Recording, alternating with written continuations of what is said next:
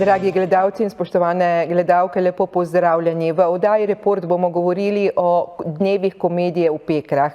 Z nami sta tako Rado Pavalec, umetniški vodja festivala in selektor dnevov komedije oziroma bomo rekli kar predstav. Lepo pozdravljeni. Dobar dan.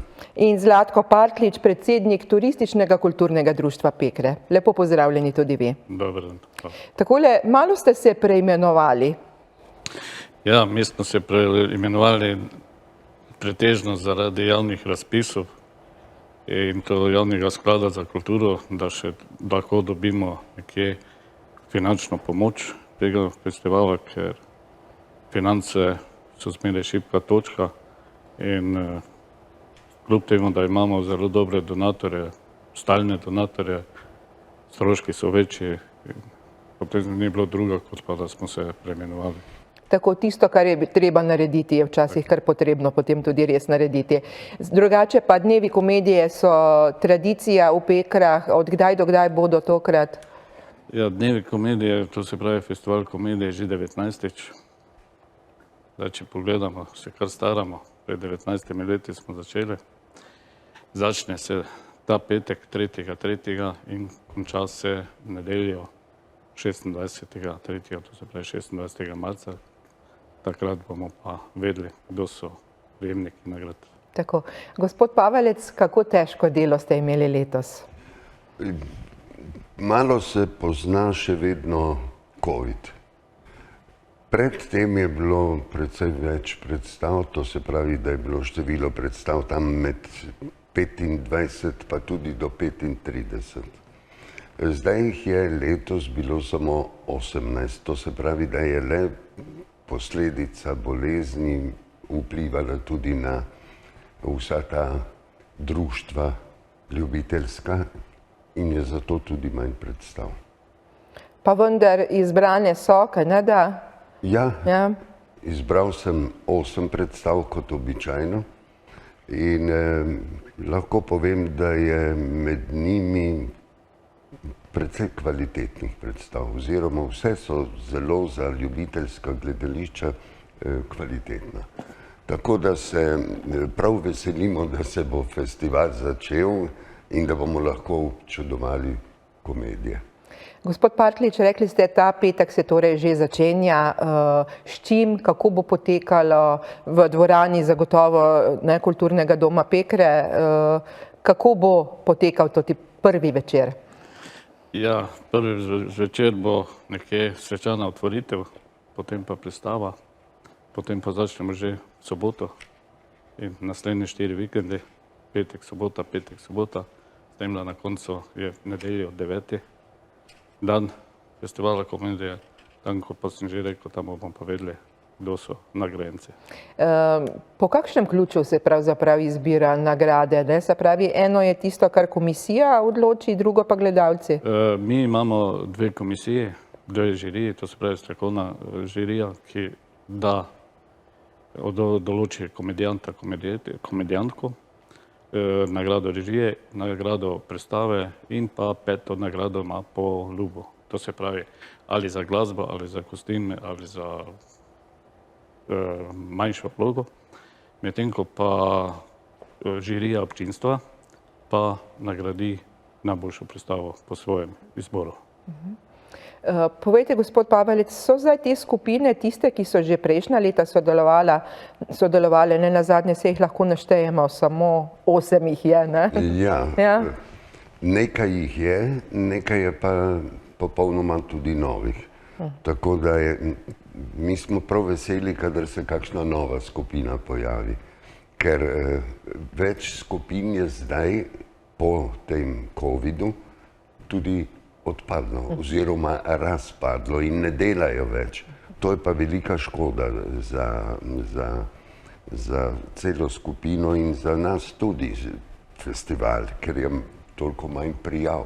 Ampak vseeno, mi smo veseli, ker so skupine se prijavljajo in to kvalitetne, vsako leto kvalitetnejše. Moram povedati tudi to, da se pojavljajo v teh ljubiteljskih skupinah tudi profesionalni od igralcev do režiserjev, kar pa je velika hvala, ker z vsakim profesionalnim režiserjem se dobi ena nova kvaliteta. Pa bi mogoče lahko našteli ali skupine ali pa predstave, ki jih bomo si lahko ogledali? Ja, otvoritvena predstava bo Iva Brešana, Hamlet v Spodnji Mrdoši. To je zelo interesantna predstava v nekakih 3 delih. Najprej gre za igro na vasi, da bi naredili Hamleta, potem gre za neko politično utajevanje denarja in na koncu tudi za ljubezensko zgodbo, tako da bo vsega dovolj in bo prav zanimivo. Potem so pa še druge predstave, recimo Bohinjska Bela je, Sleparja v krilu, potem je recimo Svetniki, to pa je zelo vesel sem, da je ta skupina tudi Teater Janeza Jalena in potem Gospod poslanec iz Grajene, to je pa Nučič in tako do konca, kjer se pojavlja tudi komediograf naš Tone Partljič. Tako. Brez njega skoraj ne gre. Ne, veste kaj, Ja. letos moram povedati, da so se prijavile celo 3 skupine z komedijami Toneta Partljiča. Tako da bi skoraj lahko že poimenovali naš festival Partljičev festival. Ampak sprejeli pa smo 2 predstavi. Tako iz Libmuša in iz Pesnice. Gospod Partljič, podoben priimek imate, ne? Pa vendar vas zdaj ne bom spraševala, ali sta vidva v sorodu, ne? Ampak kako je z vstopnicami, kako je z ogledom predstav? Se lahko kupi vse vstopnice ali samo posamezno? Kako je urejeno to? Vstopnice so zdaj že v prodaji in sicer imamo gospoda Vnuka, mobitel, če smem povedati, 031 306 380, vsak dan od 16. do 18. ure sprejema rezervacije, kjer potem v petek lahko vzamejo vstopnico. Pri vsaki predstavi bo blagajna 1 uro pred predstavo odprta, istočasno pa bodo lahko kupovali vstopnice za naslednje predstave. V prodaji je tudi abonma, stane za vseh 9 predstav 50 €.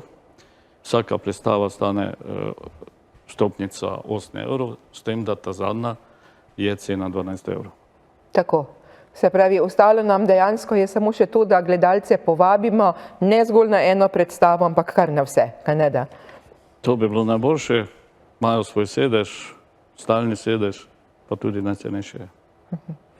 Obeta se pa verjetno veliko smeha, humorja, pa tudi tistih nekih življenjskih dogodivščin, avantur, kakršnih pač imamo res v življenju, ne samo na odru. Ja, saj namen tega festivala je komedija. In da ljudi razveselimo v teh časih, ki niso prav smešni, ali pa so zelo smešni, lahko tudi grenko smešni, mislim. Tako. In ljudje se bodo zabavali in to je tudi naš namen in namen vseh skupin, da zabavamo publiko in občinstvo in da so potem, ko odidejo domov, srečni in veseli. Tako. Najlepša hvala vama, da sta prišla in se pravi, se vidimo v petek. Hvala lepa. Hvala lepa. Dragi gledalci in spoštovane gledalke, vi pa ostanite z nami, kaj kmalu se vrnemo v studio z novim gostom in novo temo.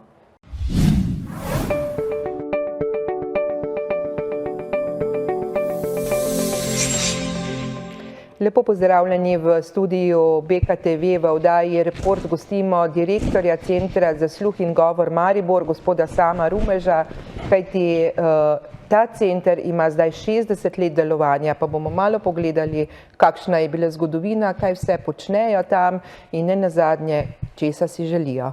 Lepo pozdravljeni. Dober dan, lep pozdrav. Pa dajva začeti na začetku. Pred 60 leti je center nastal. Tako je, 60 let nazaj, natančneje v, bom rekel, nekdanjem zdravstvenem domu Maribor, danes poznanem kot zdravstvenem domu dr. Adolfa Drolca Maribor, je naša ustanoviteljica, profesorica Margarita Stanko-Rogel, vzpostavila delovanje prve ambulante. To je bilo na Tirševi, tam, kjer danes, oziroma kjer je bil pljučni oddelek, v predeljeni čakalnici je naredila prvo ambulanto in že takrat začela razmišljati o tem, na kakšen način se lotiti individualne terapije oseb z motnjami sluha, istočasno pa že razmišljati o bom rekel, vzpostavitvi izobraževalnega sistema za gluhe in naglušne, ki zaradi svojih primanjkljajev niso zmogli slediti pouku v rednih osnovnih šolah. Od takrat naprej je pa potem začela zadeva, bom rekel, strmo naraščati, vizija je bila ambiciozna in smo hvaležni, da je tudi bila, ker smo lahko danes to, kar smo. Jaz sem prepričan, da ustanova širšega regionalnega pomena, tako da začelo se potem in z logopedskimi in surdopedagoškimi ambulantami zadevo nadgrajevati tudi na področje, kot sem že prej omenil, vzgoje in izobraževanja, predvsem pa tudi rehabilitacije odraslih na nevrološki kliniki takratni v Mariboru in oddelku za nevrokirurgijo. Temu je sledilo potem tudi, bom rekel, vstopanje na ali pa v področje rehabilitacije oseb s pavževim sadkom. Moji predhodniki so bili pionirji na tem področju in so tudi vzpostavili edinstven primer rehabilitacije po operaciji vstavitve pavževega vsadka. Leta so nam pa prinesla potem številne druge primanjkljaje ali pa motnje, tako da zdaj je najbolj aktualen avtizem. Že vse od začetka pa smo tudi bili zagovorniki zgodnje obravnave, če nekako povzamem ta tri področja, kjer se potem prepleta tako vzgojno-izobraževalni sistem kot zdravstveni sistem v naši ustanovi. Ravno to je tisto, ne? Niso samo zgolj gluhi in naglušni nemi tam, ne? Pač otroci, ljudje z različnimi potrebami, z različnimi diagnozami. Tako je. Zdaj, jaz verjamem, da v preteklosti že ime centra se je večkrat spremenilo, je bila, bom rekel, večinska populacija gluhi in naglušni. Če danes govorimo o otrocih in učencih, ki so vključeni v naše vzgojno-izobraževalne programe, danes jih je 305, je med temi 305 le še 14 gluhih in naglušnih. To pomeni, da je večina populacije prihaja in vstopa z drugačnimi primanjkljaji. V veliki meri ugotavljamo, da gre za kombinacije, zahtevne kombinacije kompleksnejših primanjkljajev, tako da imamo v povprečju vključene učence, ki imajo od 3 do 6 motenj primanjkljajev, kakorkoli, in veliko strokovnega dela in strokovnih usmeritev in strokovnih izpopolnjevanj, izobraževanj je bilo potrebno prilagoditi populaciji, ki smo jo priča danes. Jaz se spomnim besed ene izmed nekdanjih sodelavk, ki je rekla že več kot 20 let nazaj, prihaja neka čisto nova populacija in danes smo priča temu. Zdaj verjamem, da je v medijih in pa v javnosti ali pa v širši družbi nekako avtizem, bom rekel, glasno prisoten zadnjih mogoče 5 let. V Centru za sluh in govor Maribor z avtizmom delamo že od leta 2002. Smo tudi eni izmed izvajalcev izobraževalnega programa z enakovrednim standardom osnovne šole za učence z avtističnimi motnjami, ne nazadnje tudi kreatorji tega programa, tako da jaz sem ponosen na vse svoje zaposlene, ki vsakič znova na neki zgodovinski prelomnici, ko se pojavi nekaj novega, hitro razvijajo in način rehabilitacije ali pa na drugi strani vzpostavijo primerni sistem prilagojenega izvajanja vzgojno-izobraževalnega pouka, dela. Tako, imeli ste tudi akademijo pred kratkim, hkrati pa povrh vsega, ne, da so bili tam predstavljeni različni referati, kaj vse se dogaja, je bila izražena tudi ena velika želja, ne, izpolnitev obljube po novih prostorih. Izpolnitev sanj, ne, smo Tako. rekli. Ja, jaz bi rad povedal, da v bistvu zgodovinsko gledano, ko se je Center za sluh in govor Maribor razvijal, rastel, še vedno pa sledil svoji osnovni viziji, je takratni ustanovitelj, to je bila lokalna skupnost, vedno znova poskrbel za selitev v večje prostore. Nazadnje to v prostore, ki jih uporabljamo danes, to je nekdanja otroška bolnica na Vinarski ulici v Mariboru. In seveda, ljudje si želimo prostorov, ki so dovolj veliki, hkrati pa, da so tudi bili namensko grajeni za dejavnost, ki jo izvajamo. Zdaj, če gledamo otroško bolnico, bi ta bolj pritikala zdravstveni dejavnosti, medtem ko za ta najmanjše v vrtcu ali v osnovni šoli ni prilagojena. Z leti, ko je zadeva rasla, ko se je večalo število v naš zavod usmerjenih otrok, mi moramo se zavedati, da mi nimamo razpisa vpis v osnovno šolo. K nam so vsi otroci in učenci usmerjeni z odločbo Komisije za usmerjanje, ki je organizirana znotraj Zavoda Republike Slovenije za šolstvo, bodisi za šolske programe ali pa na osnovi zapisnikov multidisciplinarnih timov centrov za zgodnje obravnave v zdravstvenih domovih. Tako da mi smo z leti opažali porast v modernem svetu, bi rekli, povpraševanja, ampak to mi ne jemljemo kot povpraševanje, torej porast povpraševanja po naših programih, posledično so tudi se večale številke vključenih otrok in mi smo v nekem danem trenutku iskali rešitve, ki smo jo takrat našli v nekdanjem dijaškem domu na Gosposvetski, kar, bom rekel, se osebno zavedam, da daleč od tega, da je to optimalna lokacija ali pa tudi sama zgradba, si pa mislim, da danes tam poteka pouk za nekaj več kot 180 otrok, da smo 180 posameznikom omogočili, da v sklopu vzgojno-izobraževalnega procesa pridobivajo pozitivno povratno informacijo.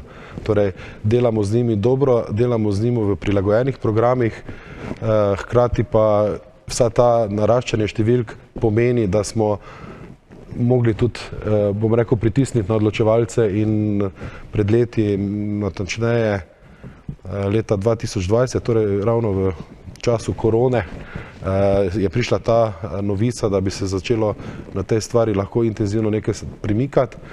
Pripravili smo prostorske programe, Ministrstvo takratno za izobraževanje, znanost in šport je stopilo v akcijo, kar se tiče preverbe prostora v mestni občini oziroma na območju mestne občine in danes zadeve tečejo tako daleč, da je v tem trenutku objavljen javni urbanistično-arhitekturni natečaj na Zbornici za arhitekturo in prostor Slovenije.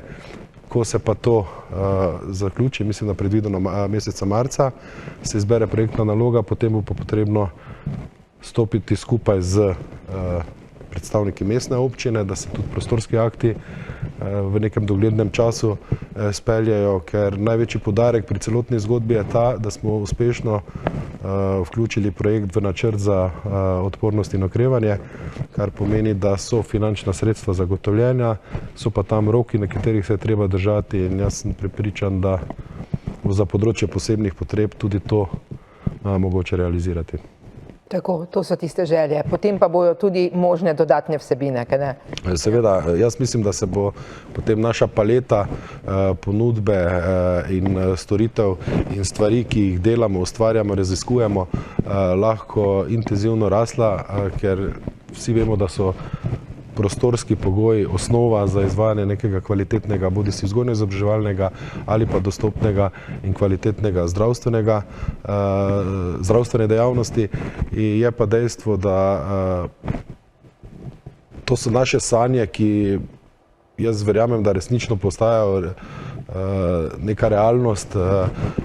Lokacija je dostopna, je dobra, tudi bom rekel, ko se je delalo prostorske programe, preveritve, kaj se lahko tja umesti, v kakšnem obsegu, govorimo o pravih igralnicah, govorimo o pravih učilnicah, o kabinetih, ki jih danes nimamo, o dostopnosti, bom rekel, za starejše uporabnike v zdravstveni enoti, predvsem z dvigalom, kjer danes dobesedno se v kolektivu, ki je večinsko ženski, prav iščejo moški včasih, ko je treba komu pomagati, ga sprehoditi do ambulante za otorinolaringologijo, ki je pri nas v zavodu. Tako, najlepša hvala za vse informacije in vso srečo naprej. Hvala za povabilo in tudi vam vse dobro. Dragi gledalci in drage gledalke, ostanite z nami, vrnemo se.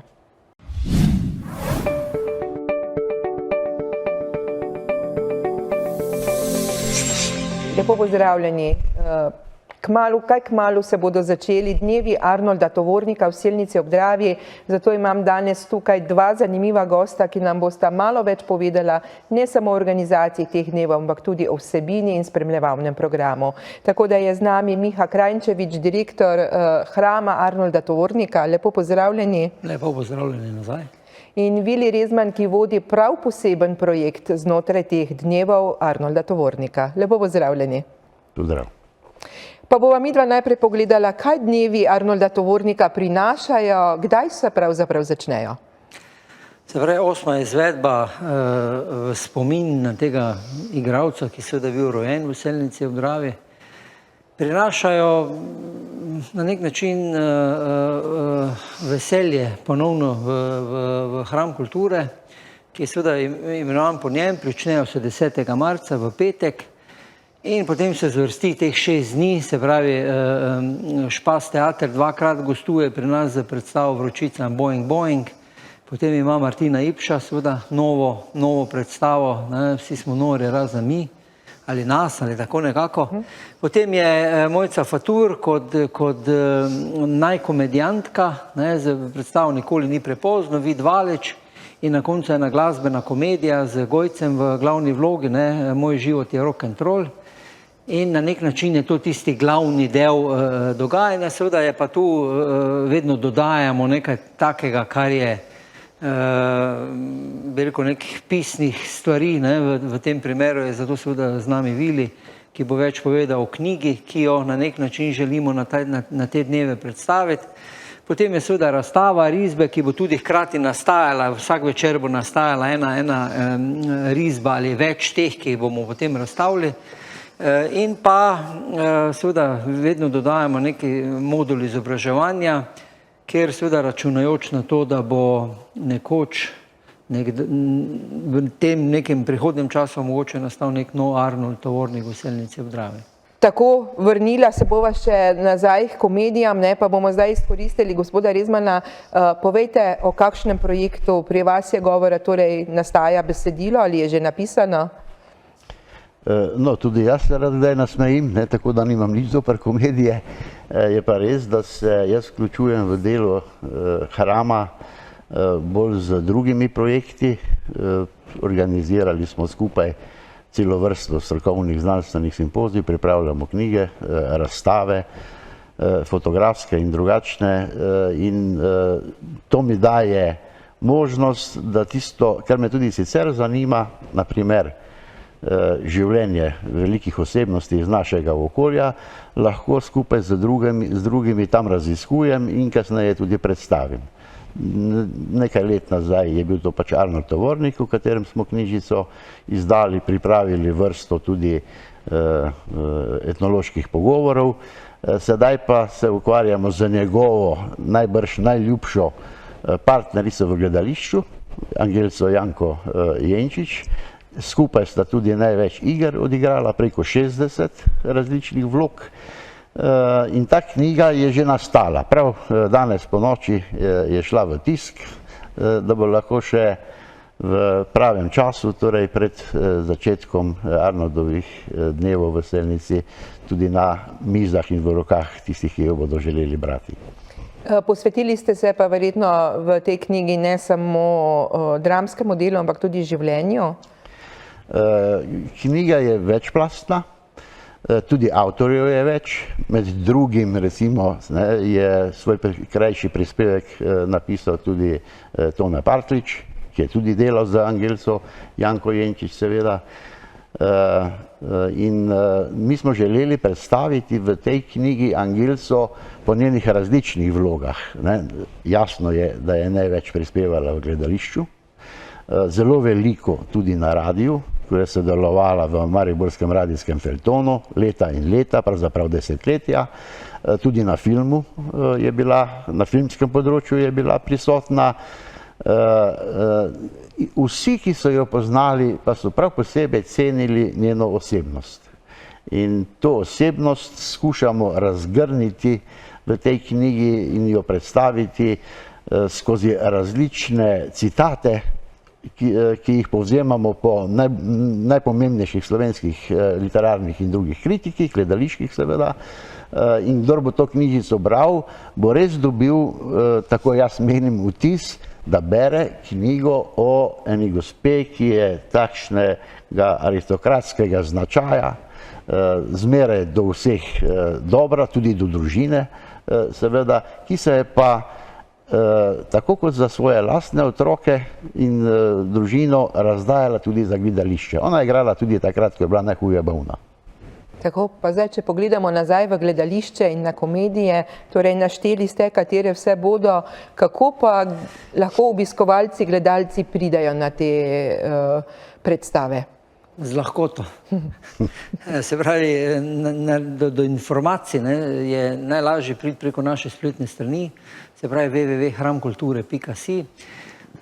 Tam potem dobijo praktično celoten vpogled v kje se dobijo vstopnice. To je seveda prodajni sistem mojekarte.si na vseh prodajnih njihovih mestih ali pa preko spleta, kar pomeni, da seveda dostop do teh vstopnic ni problematičen.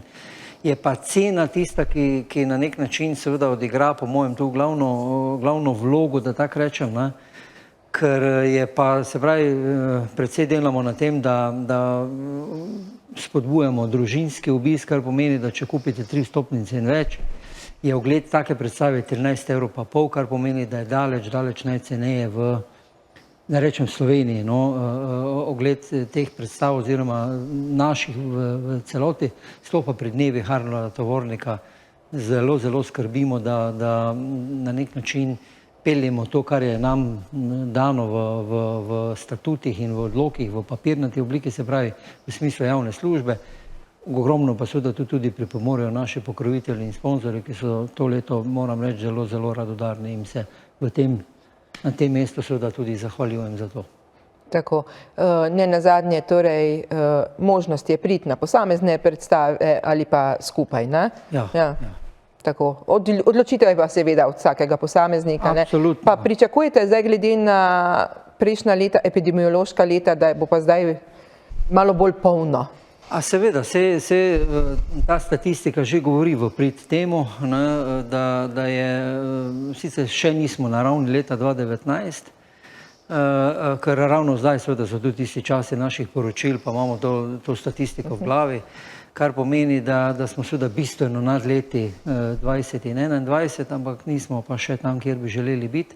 Ampak že lani na nek način se je poznalo to, da je porast obiskovalk in obiskovalcev, da je seveda zanimanje za predstave na splošno in za obiske v porastu in jaz seveda računam, da bomo na nek način kar precej polni. Tako. Evo, najlepša hvala, da ste prišla, naš čas se je iztekal, vaš se pa pravzaprav šele začenja, kajti na polno so priprave, ne, in kaj kmalu se bo tudi začelo dogajati. Hvala vam za povabilo in seveda vsem gledalkam in pa gledalcem povabilo, da se vidimo na dnevi Harolda Tovornika. Tudi vi boste prišli, kaj ne da? Seveda se bomo knjigo predstavili. Tako, če ne nič drugega. Najlepša hvala obema. Dragi gledalci in spoštovane gledalke, vam pa do naslednje oddaje Report, nasvidenje.